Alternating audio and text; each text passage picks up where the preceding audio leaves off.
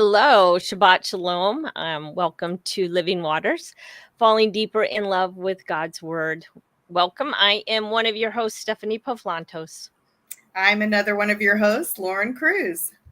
And we have something a little special. We've got, we're still doing Epic of Eden. So we're on the second chapter. Mm-hmm. And that chapter is about real places and real time and space. So it's actually called The Bible in Real Time and Space.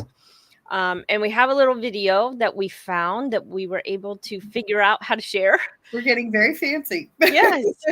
So hopefully you will be able, and please let us know if you can't hear it. It's just a 2-minute video. And if you can't hear it, just let me know. But I don't know that I'll be able to change that.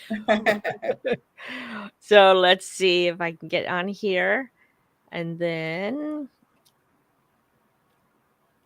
let's go. Hopefully, let's see. Just need to hit play on my screen. There we go. Adam, Noah, Abraham, Moses, and David. Well, that's not only the historical outline of your Bible, it's the theological outline of your Bible. He faced the bear, he faced the lion, and when he faces the giant, he says to Saul, God helped me defeat the lion. God helped me defeat the bear. God will help me defeat the giant. The great suzerain of the cosmos looks down on this podunk, not yet nation of ex-slaves and says, I'm going to make you somebody by forging a covenant with you. I will be the suzerain, you will be the vassal. In other words, the creator of the cosmos, the Lord of the stars, has descended to Abram's desert location to speak words of faith. And he says to Abram, I swear to you on my life that I am going to bring this promise to pass. May what has happened to these animals happen to me if I break covenant with you. Somewhere along the way, someone has taught the church that the Old Testament isn't their story, and an unfortunate preface to the part of the Bible that really counts. My goal in this series is to break that. In David's mind, it doesn't matter who the enemy is. It matters who's on his side.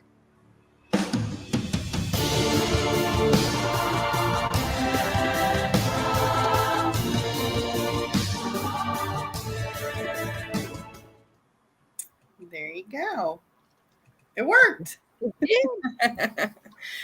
You might want to, before you close it up, you might want to put the link to that if they're interested. Okay. And then yes. That was so good. I thought when I listened to it, because at the end she goes, the church, she talks about that, we don't read this. We don't know this history, and we don't understand it. And some of what she got into, we'll get into in future chapters. But today in today's chapter, what we'll be going over is basically those 5 patriarchs, and in a sense, those 5 men, and then 5 places. Right. She was focusing in on a map because there's some very specific, times and places and people that we're going to talk. We're getting a history lesson today. It is. So it's very good. It's very, very good. So the first couple of chapters are getting you to understand real time, real spaces. And she'll go into a people, a place, a nation, to show you their progression of how the Lord started with setting up a people, a place, and time, and all these things. And it's very interesting as we go through this. And the first thing she starts with on chapter 2, if you're with us, and on page 47, is real time. And of course, she does mention there that she kind of says that we can't know the time of Eden and when the Garden of Eden, and when God put man and woman in Eden, or in the garden. So but we're coming upon Rosh Hashanah, which is actually the new year, in which they actually are celebrating the creation of man. we're going to year 5783. I have to look up the calendar over here. But so I actually, when I was reading that, it's okay that we can't date Adam, you know, and we don't know, did Adam fall when he was 20, or did he fall when he was 50, or did he fall when he was 80? Like, we don't know how long they enjoyed the garden.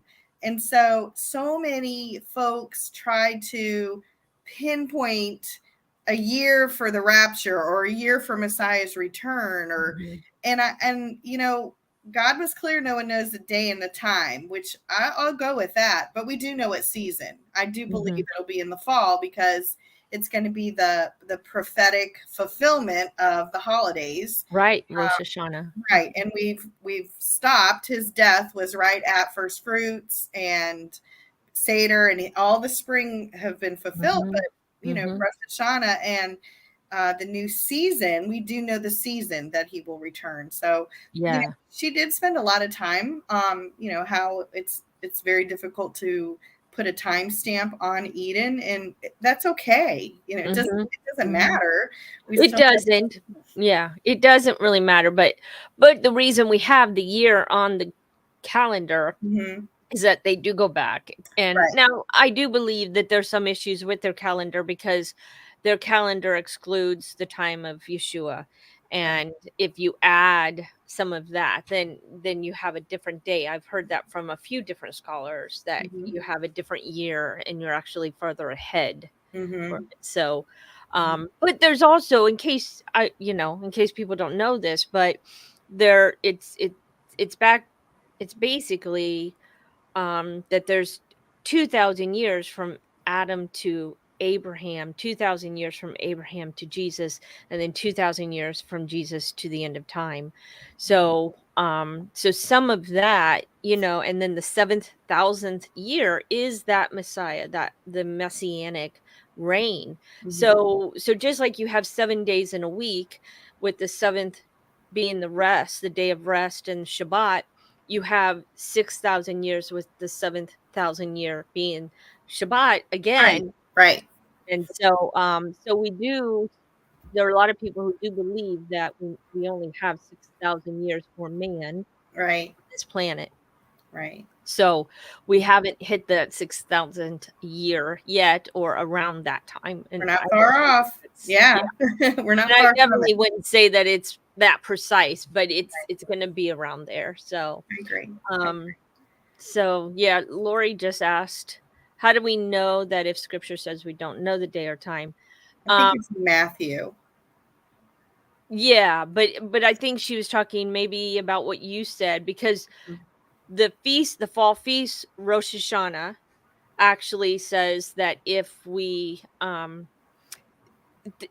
isn't it about the moon? So it's about the sliver of the new moon. So they had to look for it, because they didn't know the day or the time that the feast would start. And so they would have to watch the skies. And so it's kind of an idiom for not knowing. And it's also an idiom that goes along with this feast. So that's why they associate what Jesus said, not knowing the day and time, with this feast. Because so if that makes any sense whatsoever. Well, let's move on. What are the 5 people? Who are the 5 people that she introduces us to? Yes. So Adam's the first one, for obvious reasons. And of course she gives like, she goes in through and talks about each man, if you're following along. And of course they were put into this beautiful garden and all of that. Before we go to the next one, who is Noah, she does mention genealogies. Do you want to talk a little bit about the genealogy? She kind of made some good points. And I almost did this. I wanted to look at it this weekend, this week. I just didn't have time this week. But she gives us the genealogy in Matthew 1, 2 through 17, and then she gives us Jesus's genealogy in Luke 3, 23 through 38. And she makes it. She makes the point. If you sit down and you list the names out side by side, there are discrepancies. But it's not that they were wrong, because she really makes that point. We we need to recognize instead that both of these biblical writers were working from the same pool of information, but that the genre of genealogy, and she spends a lot of time talking about this, the genealogy was flexible, because you're not going to note every son, daughter, cousin, child that is born. And, you don't have the exact dates and times. And so you have to be flexible. And the point that they're trying to make, one writer lists, I want to say 21 generations, listing 21 generations. And that's more of the emphasis for David, because the Luke writer, I believe, Matthew did 14. Right. Each writer had different points they were trying to prove as they were listing out the genealogies. That's right. Yeah. And it's interesting because 14 is also the number of the Messiah. So there was a definite reason he used the number 14 generations to this point, 14 generations to that point, and then to this one. And then it just so happens that the number of David's name is 14. So there were all of these little things that we don't know and we don't understand as Christians, because we don't speak Hebrew and we don't know the relationship between the numbers and the words and the letters and all of that in Hebrew. So that's an interesting little point. But I did want to say to Lauren, I've always believed that Luke was giving Mary's side of the genealogy. That's how I had always interpreted it, because that's why they're different. And one was Mary's side and one was Joseph's side. So, but because she's Mary and a woman, they still, because some of them are very similar up until the time you get to Solomon, because Joseph came from Solomon's line, but then I think Nathan was the other brother that the other not. So that's where it differs. It starts to totally change. So that's just an interesting little Yeah.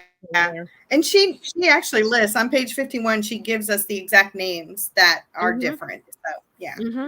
It's not like it's a secret or we're trying to hide anything, because there's people get crazy when you say there's a discrepancy. Yes. They're following different lines and different genealogies. And there are even places where Luke mentions a name that even back in Genesis, I think 10, when it gives a genealogy, that name is back there, but then it's not other places. So I've seen those kind of discrepancies even between the Old and the New Testament. So it's interesting. It is. And she writes here that Adam and Noah, well, let me think here, go back up. And she goes, notice as well that Enoch, who is special in that he is the only one of the pre-flood heroes not to die, is placed in the 7th slot between Adam and Noah and lives 360 years. Not only is the number 7 symbolic, 365 is the same number as the days in a solar year. Right. So then she just makes all these little, kind of comparisons with the numbers, because in Hebrew, the numbers are important. They mean something. Exactly. Yeah. And I found out too, when I was looking things up, Enoch died just a few years shy of Noah. So they probably didn't know each other, because they were, but I'm talking 3 years. They're super, close to each other. So should, well, as we're talking, maybe I'll put up this slide that we have, because we're talking about Eden. There you go. So these are the people we're going to be talking about, but we're only going to go up to this divided monarchy. She's actually giving a very quick overview of all of this. And then as we get deeper into the book, she breaks it up and talks about each person again. So she does. Okay, well, our next person is Noah. And actually, the chart that I was looking up, Enoch and Methuselah would have known. Lived at the same time? Yeah, lived at about the same time. And I said Enoch died a little bit before, but I think it was Abraham died a little bit. Noah died just before Abraham. They're 6 years apart. So I was wrong on that. It was Noah died and about 6 years before Abraham was born. So that's where I was wrong. Before he was born. Okay. Yeah. Enoch and Methuselah lived, and very well could have known Noah. And you were mentioning Seth too. Yeah. Adam's son. That Adam's he son. lived at the same time. Yeah, I'm trying to look up here. Looking at Methuselah and Enoch and Lamech. Those are the next 3 generations. They lived well within Noah's time, overlapped each other. We don't know if they knew each other, but they're of the same tribe and of the same area. So they could have. And the fact that, these names are mentioned in the Bible. So you've got some information. And then Seth did not live. What was I saying? Seth did not. Seth would have known Enoch and Methuselah, but he would not have known Noah. Okay, so he died before Noah. Right, but he very well could have known Enoch and Methuselah. So, I mean, that's Adam and Eve's son. We don't really think about that. And they give us those long years of life. And another interesting thing, again, that I heard, because it's all about numbers, but there's one book I've read that we both share. It's the book that has all the names and numbers, the letters of the Hebrew alphabet. I think it's Rock Island Books. And he actually said that he believed that Adam was about 33. I've heard that. When he sinned. Yeah, when they fell. Right. And that's why Jesus lived as well. It was kind of like, that's why Jesus was the second Adam. Right. And interesting. Yeah. Well, let's move on to Noah, and let's see if we had anything else we needed to add for him. She just wrote here that I highlighted. She goes, as we will investigate in the chapter on Noah, the flood served as the great epoch divider, a catastrophic event that marked the transition of the Adamic age to the current one. That's really hard to believe that. I mean, we're still in that current age. We're still in that age of Noah because we haven't changed. Yeah. Right? We're kind of the same people who had evil inclinations, wanted to build. And actually, can I explain that word, evil inclinations? Because it mentions it when you read the story of Noah, that God was tired of humans and man's evil inclinations.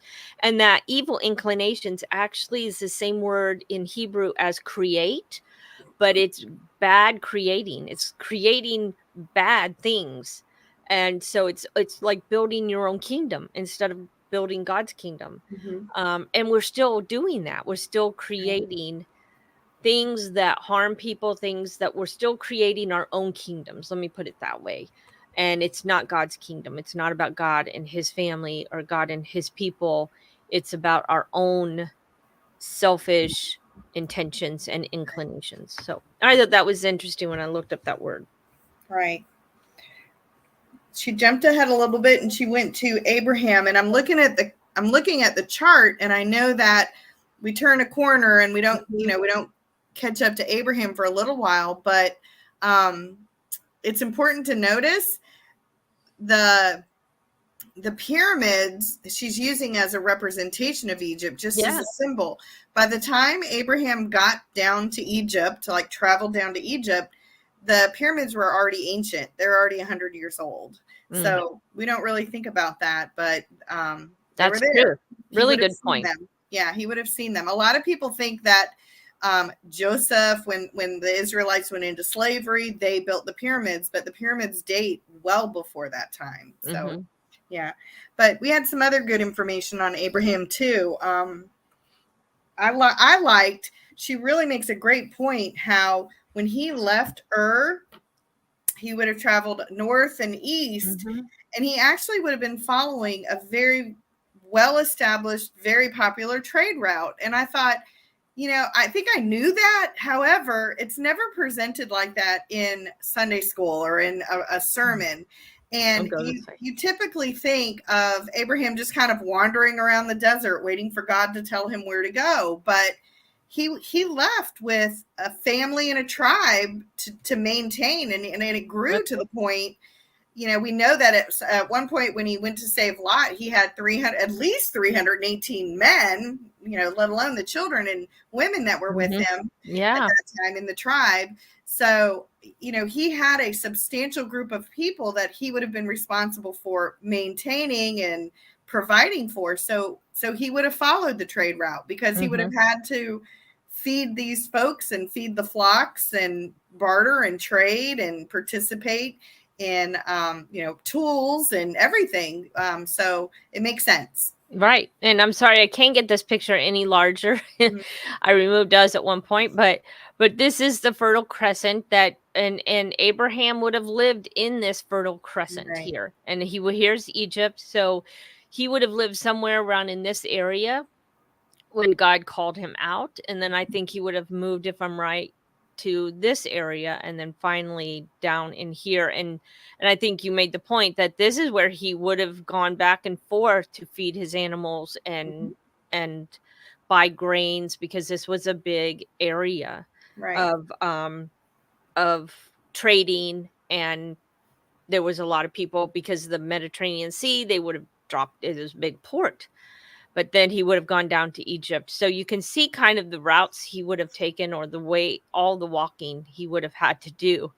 And this right here, this white area, those are what they would have called the reed seed, or what we call the Red Sea in the Nile. So down in there. So yes, that's just a little quick overview of where Abraham would have traveled. So during that time, in other parts of the world, the civilization of China and Japan would have been established and flourishing. Also, a writing system, the cuneiform writing system, had been established by this time. So weights, I believe weights had been established as well. So that makes sense when you're doing trade. So we think of them as just nomads, in a tent, but the civilization of the world is very much established. Yes. So we won't need that for a while. I'll bring it back up when we get to it again. Okay. And then Moses, of course. Interesting thing. So you probably know this, or maybe we talked about it, and I'm sorry if I'm repeating it, but Moses, do you think, how do I want to ask this? But they knew he was Jewish when Pharaoh's daughter would have pulled him out of the water. Yeah, she said, look who I found. I found a Hebrew boy. Right. Oh, I didn't remember that, but I do remember that. I think she just found she named him Moses because she drew him out of the water. But he was circumcised, and they didn't circumcise, and that's how they would have known Moses was one of the Hebrew slaves' offspring. So there was no question about it that they knew he was a Jewish man. Right. However, he was also raised in Pharaoh's house, and so he likely would have had an Egyptian haircut. He would have worn Egyptian clothing. And he would have spoken the language. He would have. He was Pharaoh's grandson, he was, the fact that he was overseeing the Hebrew slaves and then saw that they were struck down, he had a position in Pharaoh's household. And Skip Moen, who we've actually talked about here once or twice, but he brings up that even his name, Moses, was his grandfather, the Pharaoh's name. And he was named after his adoptive grandfather. Right. So and during Moses also, we know that Abraham came out of Ur, which is actually modern day Iraq, which is Persia. However, by the time Moses is on the scene, Persia was a major world power. So and so then of course we know that he takes the Israelites, the slaves, out of Egypt and into the Sinai desert, where they wander around for 40 years eventually. But and a good point too. When they left, they went south. Yes. And south, a quicker way. They could have gotten to Jerusalem in just a matter of days. Yes, I had they that had all. gone north. Mm-hmm. However, north was a staging area of the Egyptian army, and so they would have had to fight their way through that. Because that's later when we get to the countries, but yeah. So they went south, and they actually traveled into, she called it a no man's land. You know, it truly was a barren desert. She makes a good point though. We call Mount Zion, you know, we think of Mount Zion, and actually it's kind of a bump. It's not really a mountain. I can't remember where I had that circle. It's just that the elevation changes because the whole land you're going up as you come from. That's going into Jerusalem. As you're coming from the south going into Jerusalem. Right. But isn't that Mount Zion? Is that what she said? I'm going to see if I can find the quote real quick. Yeah. It's right there on 55. So there you go. Mount Zion would not qualify as a respectable. Oh, here she said even as it would not qualify as a respectable sledding hill in some parts of New England. So it wasn't even big enough to sled down. But the elevation of the land increased as you walked. So in Israel, it's always going up to Jerusalem. And so no matter where you are in the rest of the country, you're going up. Right. But she just makes a point of saying that Moses leads God's people out of slavery and into a new life. And when the sea parts, tens of thousands of the offspring of Abraham step into freedom on dry ground. At Sinai, this group is transformed into a nation, and the journey into the promised land begins. So she's giving a very quick overview in the very beginning first half of this chapter. Right. And then she skips to David and 1 Samuel through 2 Chronicles. So, of course, there's a lot we know about David, but she writes, David was born into an era in which Israel has not yet evolved into a centralized government. Rather, the nation is still governed through its tribal leaders, still fighting its wars by means of voluntary conscription, and still living very separate lives within their respective tribal territories. I highlighted the same sentence. Same thing. So what do you find about David on your map? Who's around and who? So by David's time, Rome had already been established for a good 100 years, very well established. Also, trade had already developed and strengthened as far as Great Britain area. So trade is well established in Europe, the Indo-European section, and then as far as Great Britain. So it's cruising right along. We passed though, we kind of skipped ahead. Before David, we had the period of the judges, and some very interesting things there. Hercules was during the time of like Deborah, early judges. Also King Tut. So, you know, these are figures we know from other civilization, but King Tut was in 1332 BC, and that was very close to the time of Deborah. Also, Africa was colonized during the time of the judges. So again, I mean, the world is spreading out. We're spreading throughout the world. So because like you said earlier, before we even started, that we think that when we're in the Bible, this is all just like, this is all that's going on in the world. And it's not. Other countries are already being populated. Exactly. We know that Noah's sons spread out across the world. And we know that Shem is the tribe of Israel. They populated Israel and everything. Let me see if I can pull this up real quick. Ham is the Cushites in Egypt. That's the development of Egypt was Ham, and Japheth was more China, Japan, Greece, Persia, German. And they probably Ham would have also been parts of Africa. So because Egypt in Africa. So we don't often think, at least I don't, maybe other people who are better at this kind of stuff with geography, but I forget that Egypt is in the continent of Africa. So we only think of it as a country, you know. Right. But Yeah. So it's pretty interesting there. Very good. Very good. Yeah, I had the same thing. And the other thing she mentioned too, of not only about the ski bump, Sinai is located in no man's land. Jerusalem to Jericho, you could drive in a slow car in 45 minutes. It's super close. Wow. Your ears will pop because, again, you're going up. Yep. And then you're skipping to the other part, though. Am I? Yeah, you're skipping ahead to the I'm fruit going to space. Yeah.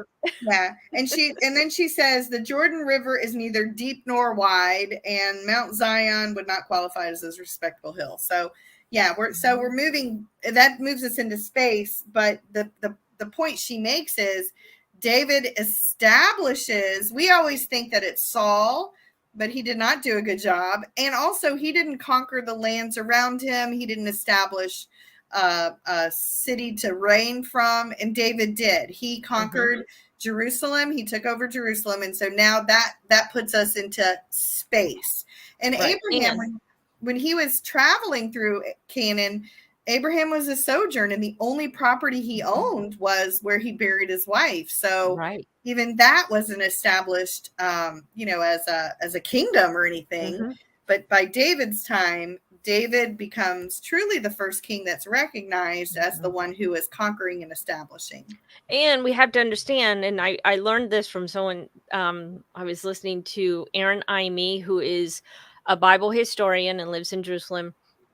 But he was talking about at the time of David, he was the Jewish king, but there was also a Gentile king that would rule even in the same area as him, because he would rule over the Gentiles that were also living in and around Israel.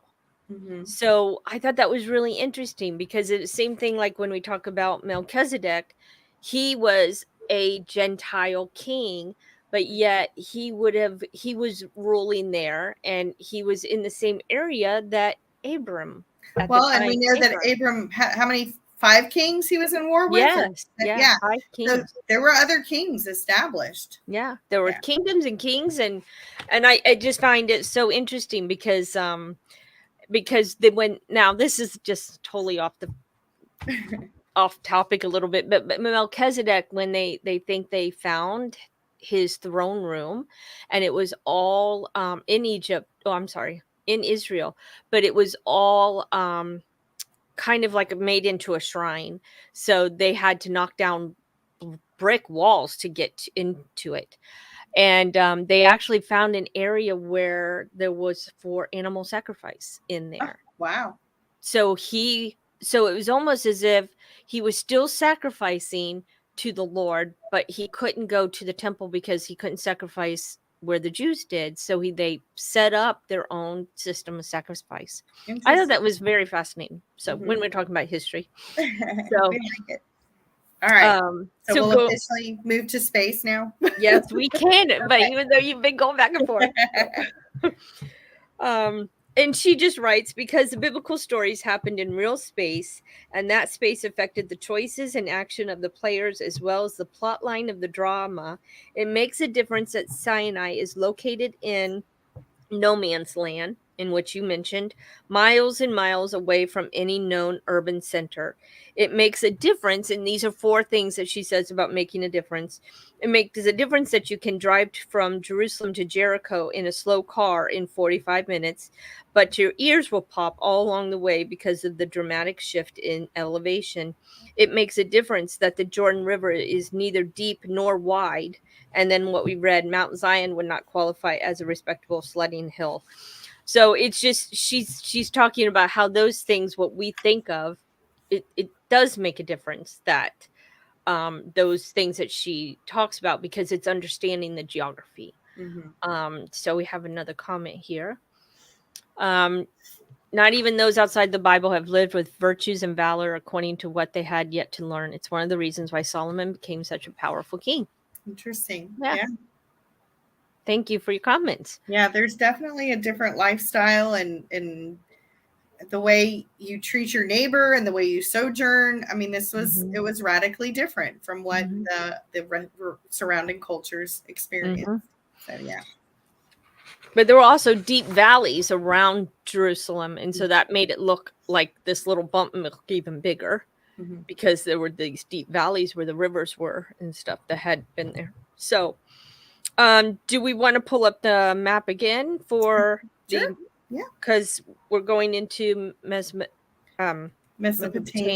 Yeah. So she goes I have back. to get to it. So this actually, just so everybody knows that what I'm pulling up here is actually, oh, I didn't even mention this, but it's not only the maps, but it's also a free Bible study guide that goes along with this book. And it's a PDF. And you can, if you search for Epic of Eden PDF or study guide PDF, you will find it, and it's a free download. So so you see it's divided up into days. She gives you verses, but I just have to get to, maybe I need just to stay back where I was. So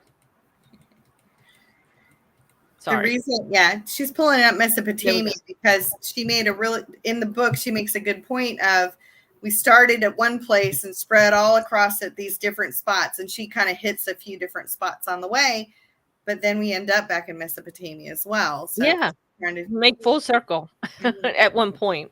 Right. And then, and the interesting thing, if you keep reading, she makes full circle also of the Garden of Eden. And so it's very, very interesting. Yeah. So, so the name Mesopotamia means the land between the rivers. So you can see here that we have, if maybe you can see, but we have the Euphrates River is one of the bottom line there. And then the Tigris River is the one above it on that shaded portion. Right. So, and down. That's what made it so fertile. You had the rivers there, lots of water. Right. Today it is, the southern portion, the south eastern portion is modern day Iraq. And she writes that Adam and Eve are placed in the garden towards the east, where we know there are 4 rivers, but here's 2 of those 4. And of course, with the flood, we're sure that some of those rivers may have been washed out. Yeah, rerouted, for various obvious reasons. But it says where the rivers Tigris and Euphrates may be found. So, and I think it's the Goshen River that is, they can actually find the remnants of it near Jerusalem. So all these rivers kind of at one time intersected each other. But she made a really good point. Here in Mesopotamia, this is on page 57, writing was first developed about 1300 BC, which we talked a little bit about, and a staggering achievements in science, literature were accomplished thousands of years before the Israelites even entered the scene. So we're in a very advanced civilization. And this is where the story begins. Right. She said that this is also the setting for Noah's flood. Right.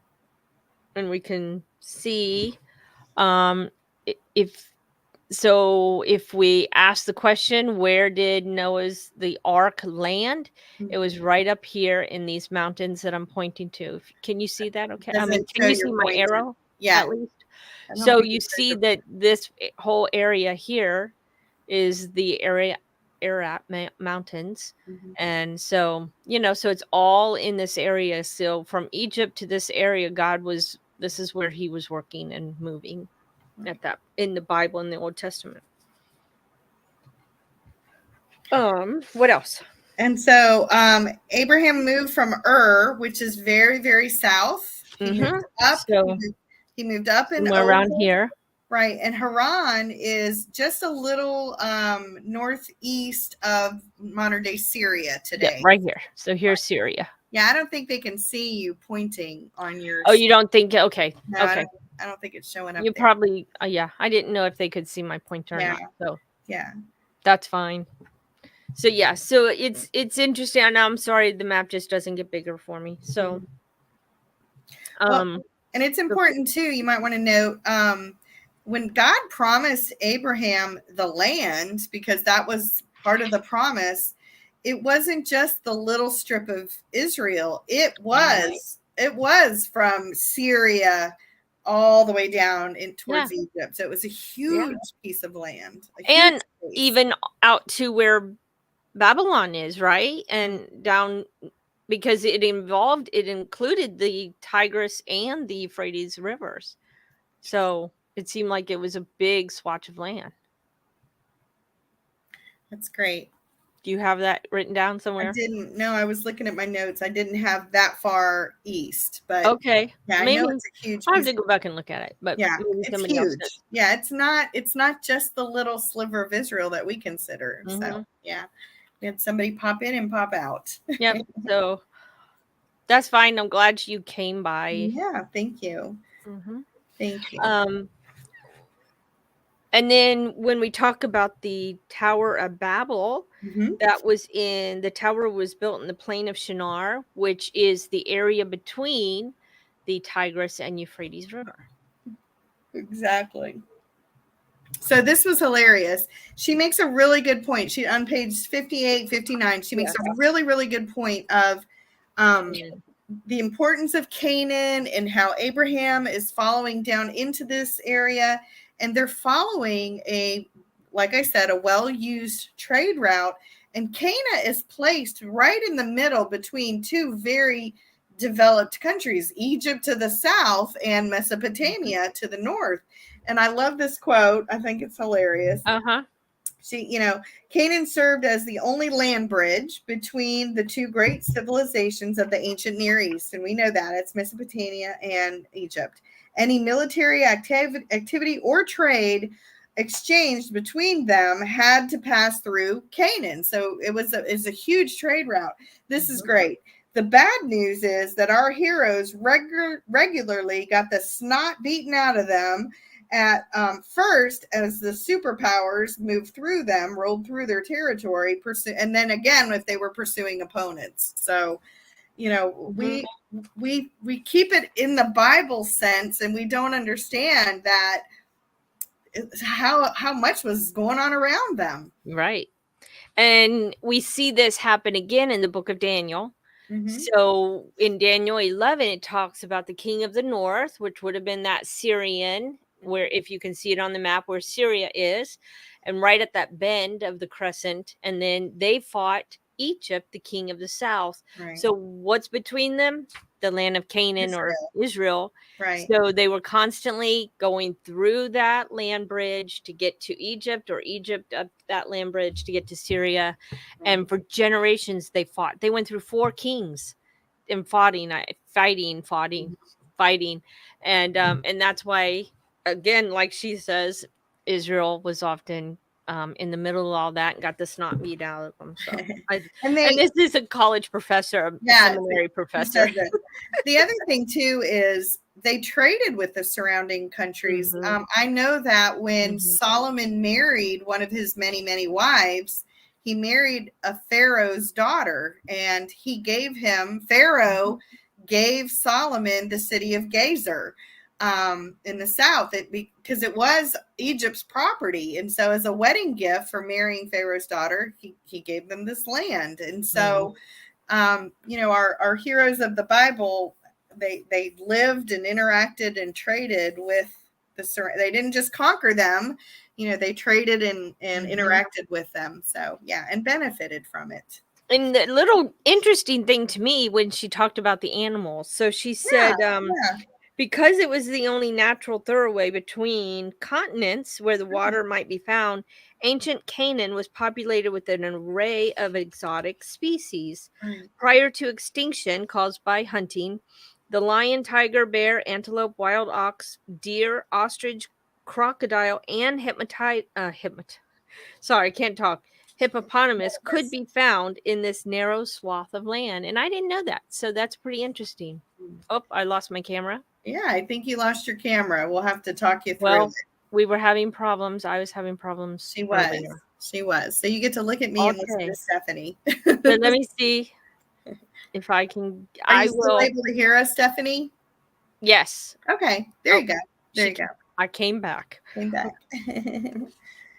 Yeah, she made a really good point of mentioning too, like Stephanie said, all these animals are, and they're in the Bible. We don't think about it, but when they were traveling with Moses, they used porpoise skin as a covering of the tabernacle, and they're in the middle of the desert. Well, Yeah. they very well could have taken that from Egypt, who borders the Mediterranean Sea and saltwater sources, and brought that with them. So, they had exposure to all of these animals. Yeah, it's very interesting. It's very interesting to think of all that, because that they're gone because of, and of course Rome got involved, and we know Rome used all these beautiful exotic animals in their fighting with their gladiators. The and such. gladiators. Yeah. But she ends this part on Canaan with one reason this is interesting to us is that this central hill country eventually became the backbone of the Israelite settlement. Thus, the very stretch of land transferred by Abraham would one day be the heartland of Israel. There you go. So, and then she moves on to Egypt. Yep, back to Egypt. Yes. So then we have the story of Moses, and then so let me move. I'm gonna find a new slide here. I want to show. Talking about Dothan. Yeah. Uh-huh. So it's still small, but the top point at the top of that, near the words Mediterranean Sea, is Dothan, and that is mentioned in Genesis 37:17, and that's where that caravan. Well, I'll just read what she has. It says this was an important junction between the highways of the east and the major coastal highway to Egypt. Thus, the fact that the caravan was passing through, and this was the caravan that picked up Joseph, was no surprise that a caravan would have been passing through that way when they wanted to get rid of Joseph. Right. Yep. So, because they were all following a trade route.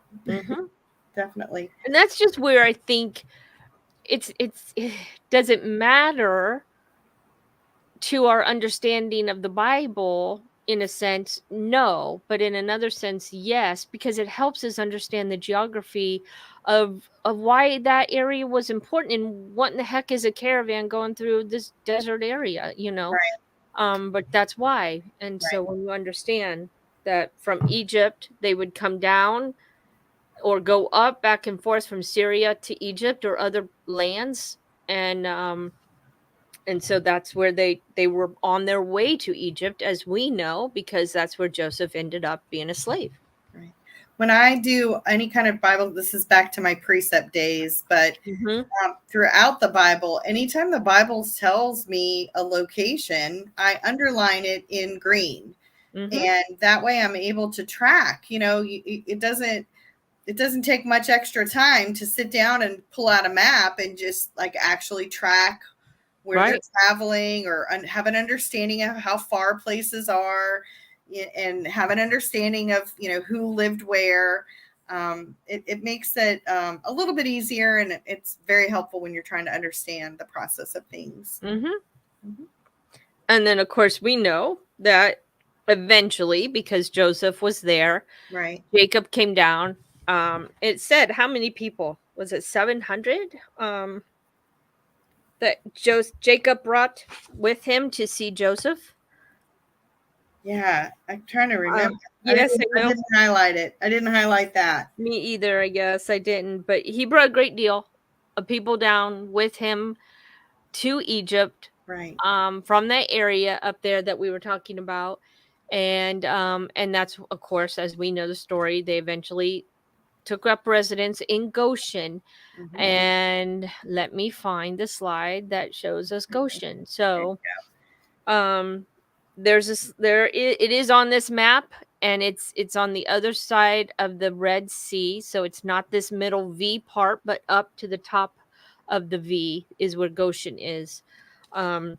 So of course, as we know, this was a very, very nice area. This was a very what we might call high class, or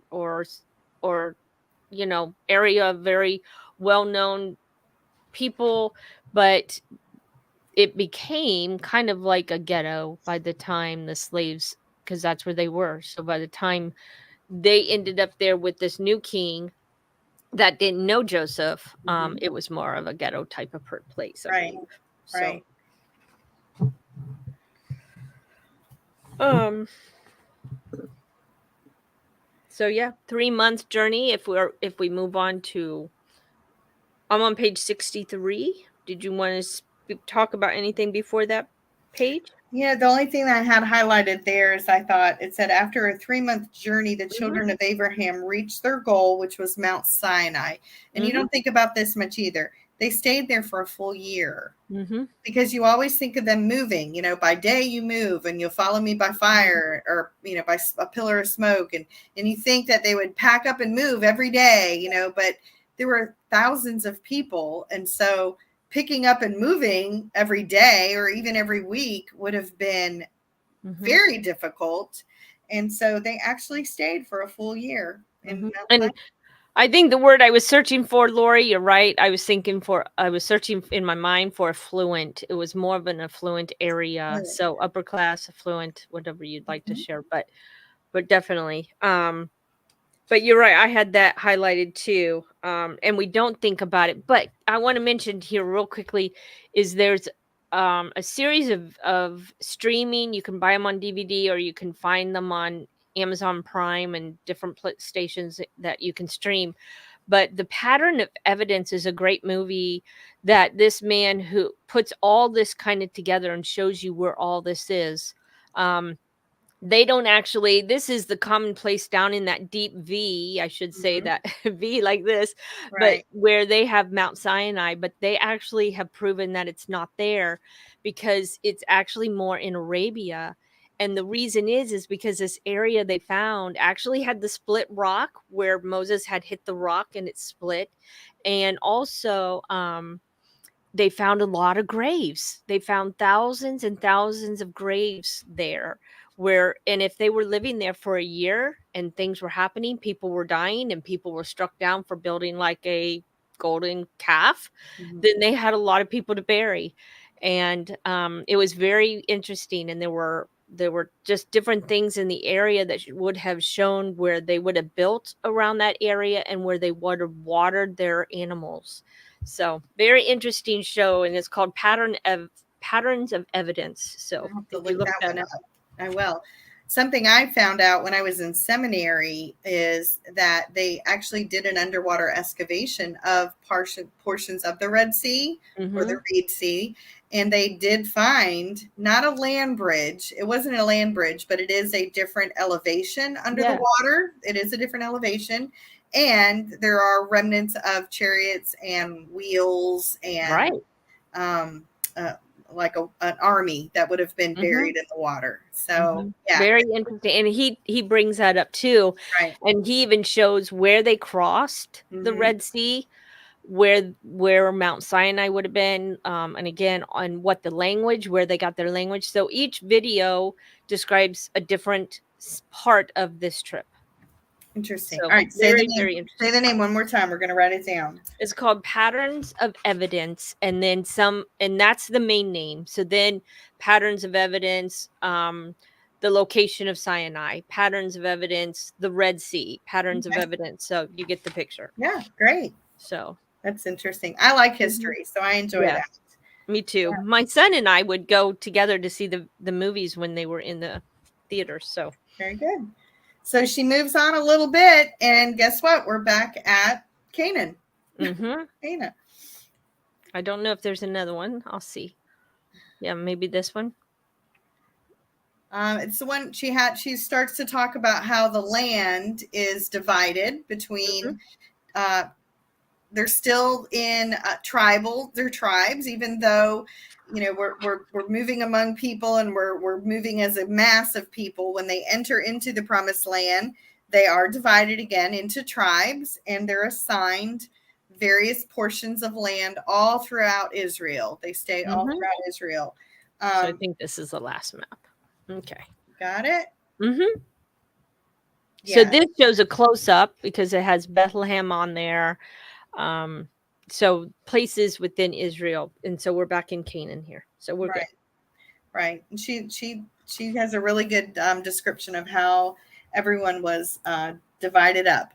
The point that she really makes in this area is they basically have a civil war between the northern tribes and the southern tribes. The northern tribes end up being called Israel, and the southern tribe is called Judah. And so a lot of people, when we use Israel, we just kind of refer to Israel, or the Israelites. And by this time in history, there's definitely a split and a shift. They're not all called Israelites. They're not called Jews yet, but they're as the word Jew starts to develop, it's a reference to the tribe of Judah. So we've got definitely have a split in the civil split. It's very interesting how in both of these, because we have here Canaan revisited, because where they started, they went down to Egypt. They went from Mesopotamia to Canaan to Egypt. Now they're back, and then they end up back in Mesopotamia. So 5 countries, but 4 of those are basically revisited. So they're doubles. Right. So as under David and under Solomon, they are united, and then eventually they end up over a series of kings and wars between the kings. They are split, and and it's David's great grandson or something. Where did I read that? But yeah, his grandson is the one who divides them. So sad. Yeah, that's sad. And so then they both go back to Mesopotamia. The northern tribes are captured first, and so that's Assyria, the Syrians, and they take them back into Mesopotamia. They take them back to the northern part, closer to the Tigris River area, and then eventually the southern Judah falls, and they are taken into captivity. Back into Babylon, which is towards more the southern aspect of it, a little closer to Iraq. So so we're back where we started from. Yes, and I couldn't find a good one that showed here's one. Okay, I found one. We have like a minute left. Okay. So we're gonna show it. Okay, I have it right there. It's already ready. Perfect. So there's the divided monarchy, and then there is back at the Fertile Crescent. Perfect. So a little bit of a history lesson. So thank you for going through that with us. But I think it's important to really set the stage of people and places. Next week, we're going to do chapter 3, and it is the concept of covenant. And so I'm looking forward to this one. I think it'll be good information. So yeah. Lori, we love history, so as you hear us, but so thank you for listening to this, and we'll see you next week. Bye-bye. Thank you.